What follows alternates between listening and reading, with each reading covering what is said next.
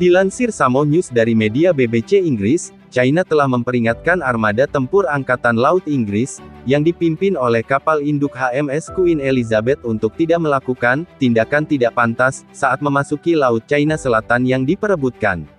Angkatan Laut Tentara Pembebasan Rakyat berada pada tingkat kesiapan tempur yang tinggi, kata Global Times yang pro-pemerintah, yang dipandang sebagai corong Partai Komunis Tiongkok atau PKT yang berkuasa.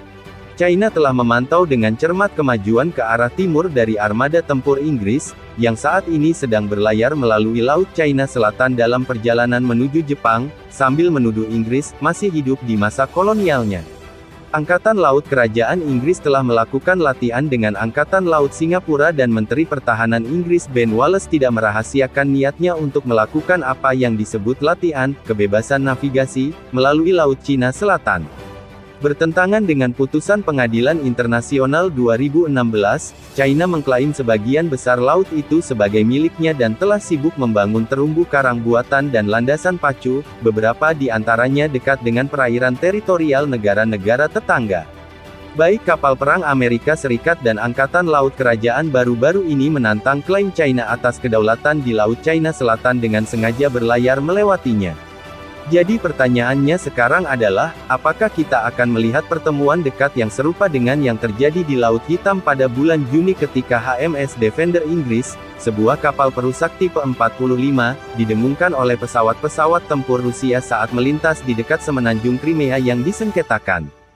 China tidak mencari konfrontasi langsung dengan sekutu utama Amerika Serikat di Laut China Selatan, kata Phil Nuance, seorang peneliti senior di Royal United Services Institute atau RUSI, sebuah think tank London.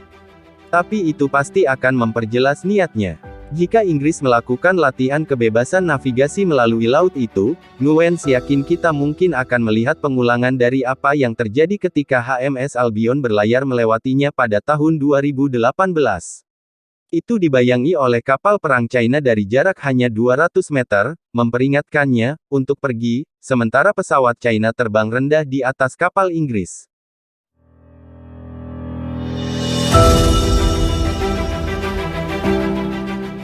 Angkatan Laut Komunis China telah mengadakan latihan militer ekstensif di kawasan itu minggu ini, mempraktikkan serangan pantai dalam sebuah langkah yang mengkhawatirkan beberapa analis yang sedang bersiap untuk akhirnya menyerang Taiwan. Angkatan Laut Komunis China akan menggunakan kehadiran armada tempur Angkatan Laut Kerajaan Inggris di Laut Cina Selatan, sebagai kesempatan untuk berlatih dan untuk mempelajari kapal perang terbaru Inggris dari dekat, kata Global Times. Global Times juga mengutip juru bicara Kedutaan Besar China di London yang mengatakan, ancaman terhadap kebebasan navigasi hanya bisa datang dari orang yang mengerahkan kelompok tempur kapal induk ke Laut China Selatan setengah dunia dan melenturkan otot angkatan lautnya untuk meningkatkan militer, ketegangan di wilayah itu.